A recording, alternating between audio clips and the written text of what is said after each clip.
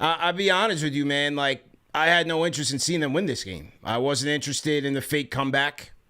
I was pretty frustrated from the jump with their terrible defense. And, shout out to Shax. Shax was here yesterday. We did court vision with Shax yesterday. And he pointed it out. He said, listen, man, the Knicks have been pretty fortunate over the last few games in terms of their three-point defense. Not to say that it's been, better in terms of closing guys out and forcing shots, but more fortunate that other teams were missing here. And, give credit to the Pacers from the jump, man. 52% from the field, 40% from three. You had Siakam, the Knick killer, doing what he does best, torching the Knicks. You had Ben Shepherd. Ben Shepherd was cooking Cap. They couldn't keep their eyes on the Pacer cutters. The Pacer athleticism absolutely torched this Knicks team. So this is why you had a league-leading, almost 40 lead changes in this game, because neither team wanted to defend tonight. But from the Knicks standpoint, you had a Pacer team that's ranked one of the worst offenses in the league right now.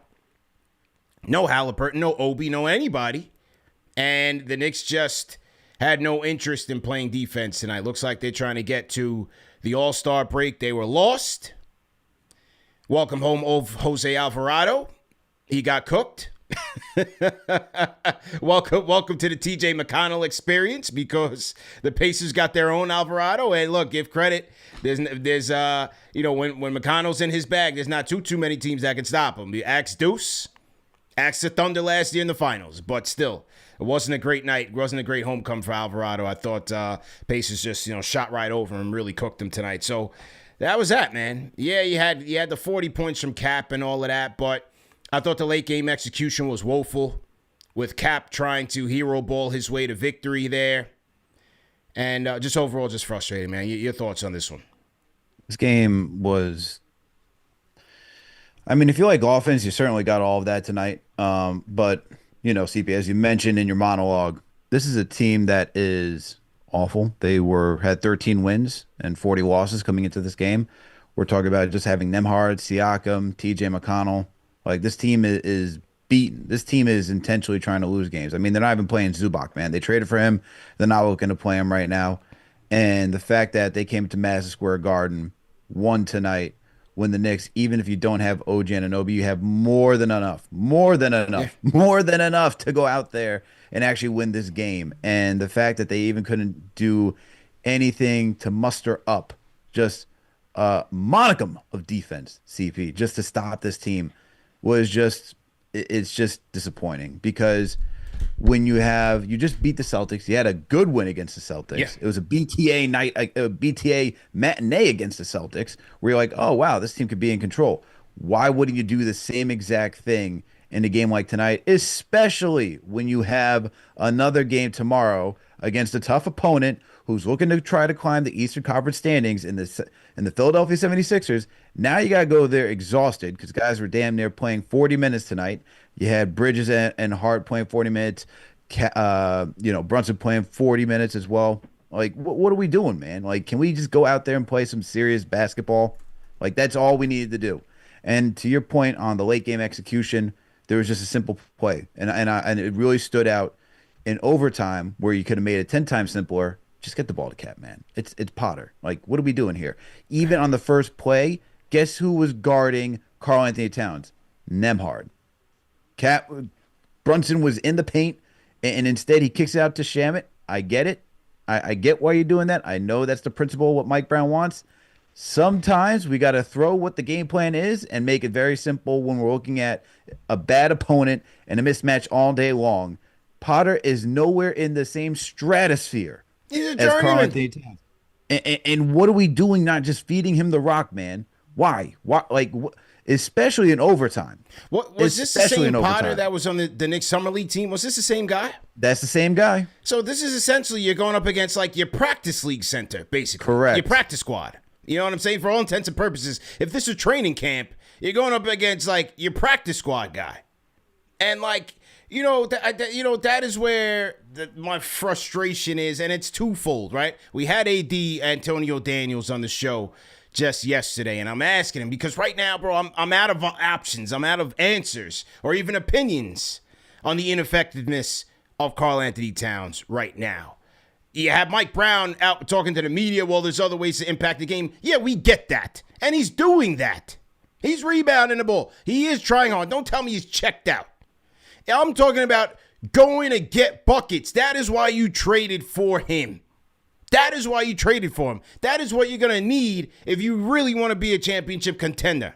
You can't just put it on Brunson and everything and save the day.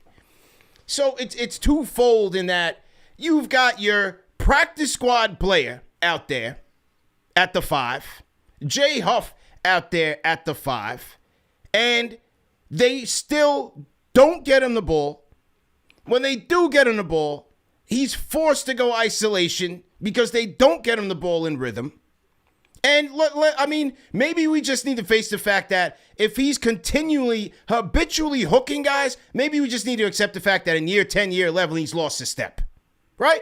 He can't create the separation. Right. So either his knees are shot, knees is cooked, or he's slowing down. He's lost a step if he has to go to that move. So that means we got to figure out in a pick and roll, pick and pop situation to figure out how to get the best out of him. And they're just not doing it. So I'm like, man, give him the ball. And then what happens, Al? He hip checks Jackson for his 6th foul. I'm just like, bro, I'm politicking for you. And you let, I can't. I threw it up in the air, bro. I almost threw the game. I almost turned the game off. But CP, it's always like, it's a double-edged sword because there's there's the dumb fouls that he makes, and then there's the fouls that he should not even be getting called against. And it's like, what? There's no winning. There is absolutely no winning. But then the thing is, too, like when he's out there, as you pointed out, we're not even utilizing him. What are we doing with Karl-Anthony Towns, man? He can't just be a $55 million player just grabbing boards for us, trying to be like a Sabonis. He's not Sabonis. Stop with this is where I can understand you want him to do what you want in the offense, but you got to meet him halfway, man. And it just seems like Mike Brown is not meeting him halfway at this point, where you're like, all right, you want to rebound? He's rebounding. You want him to pass? He had some really good passes He took tonight. it overtime for him. There's impact in the game. He had the 2 free throws, man. He had the 2 free throws. Clutch free throws. And then to start it all off, and this is nothing against Shamet, but he's not the guy I should be seeing getting a look underneath the basket. Oh my God! And hit the bottom of the rim. Hit the bottom of the rim. I'm like, bro, we are making this way too hard on ourselves here, man. Sometimes on the offensive side, it's way too hard. Hey, if you want to say forget Towns, bro, Mikal Bridges had 6 beautiful mid-range shots in that 4th quarter. You know what I'm saying? Yeah. They got Mikal going. He was in his mid-range bag in the 4th quarter. Like, I just feel like there's opportunities out there on the court.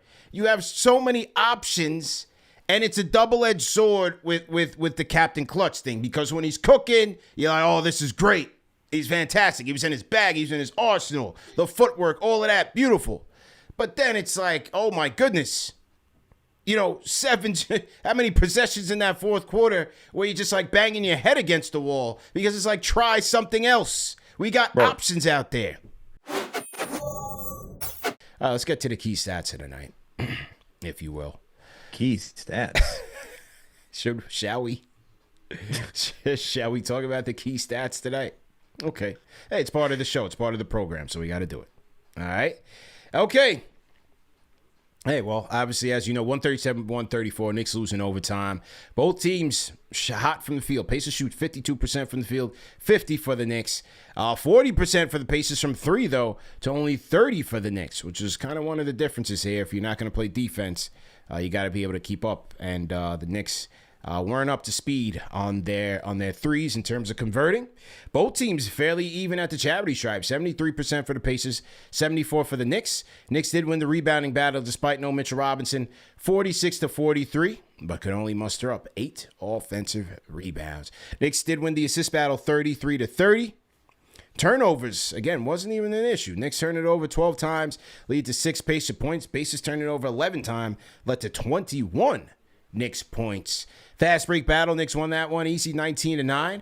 Points in the paint also to the Knicks, as you would expect, 60-48. Where was that in overtime and the 4th quarter? And largest lead of the night, 8 for the Knicks, 9 for the Pacers. I mean, this was dead even. Both teams led the game at 45% apiece. My key stat for tonight, CP, 39 lead changes. The most this season Yeah. And I bring up the 39 lead changes because at no point, this goes to the defensive effort, at no point did the Knicks give any defensive effort to stop the Pacers from getting back into this one. No. To allow 39 lead changes, and I get what the Pacers do, I get the speed that they play with, I get all that. But for once again, a team that is missing their engine, Tyrese Halliburton, you cannot allow these guys to get into any offensive groove, and that they did. And so I'm gonna get the 39 lead changes because that's a win for the Pacers. They knew that, oh, if we stay in this thing as long as possible, we could get this one. And sure enough, they did. So I'm gonna get the 39 lead changes. If you want to talk about anything else, the turnovers, I thought it was just sloppy turnovers tonight. I know it's 12 within the range of what the Knicks usually like average on a night to night basis. But some of this stuff was just like, what are we looking at here? It's just like very like easy turnovers that you could have fixed just by taking one extra second. But like, let me not do that. Let me give like a good solid pass. Let me just think about it a little bit more. Just that one extra second. So I'm gonna go with those two things for the night, CP. Okay, I'm gonna go with the Pacers' hot shooting, man.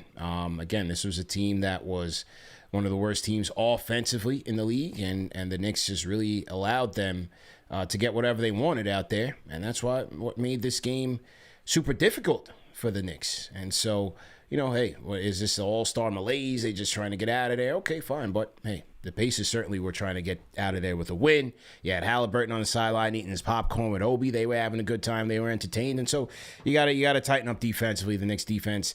And we just did the whole film breakdown with Shaq's yesterday. Well, they did not show up tonight, and they were certainly in all-star form.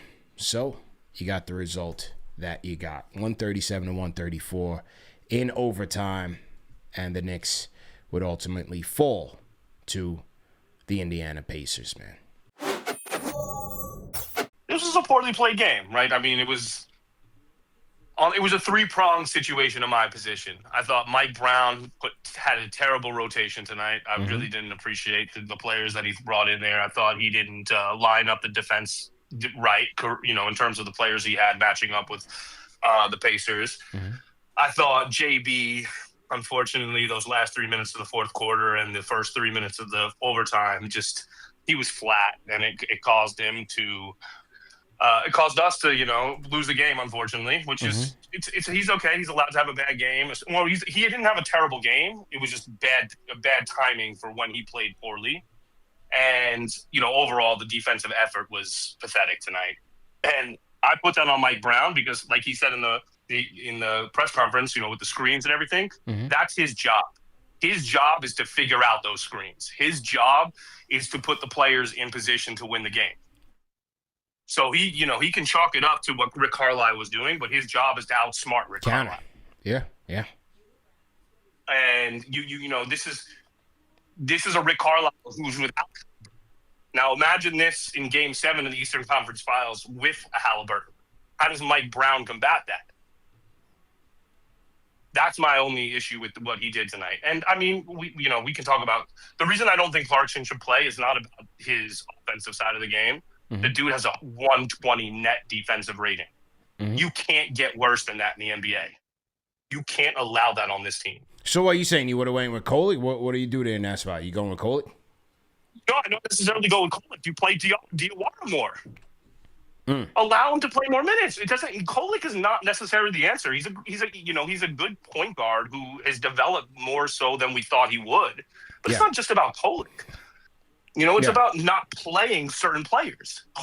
Clarkson belongs on the end of the bench. In my opinion, Clarkson is the new campaign. That's basically what he's become. He's the new campaign, and unfortunately, that's what it is. That's the Knicks rotation. Like, there's a player that you have to understand this is what his limitations are, and you don't play him. Okay. All right. That's it. That's all I'm saying about Clarkson. But the Knicks had a bad game. It's not the end of the season. They're going to recover. They're going to come out against Philadelphia, and I think they're going to be, quality. I don't think OG plays because there's no reason to play him before the All-Star break. Yeah. But at the same time, we got Mitch back, which will defensive presence more so. I think we need to feature more Cat. I think Mikal needed to be featured in the end of the fourth quarter and the overtime. And these are things that, you chalk it up to a bad loss, bad positioning, bad coaching, and you move on to the next game.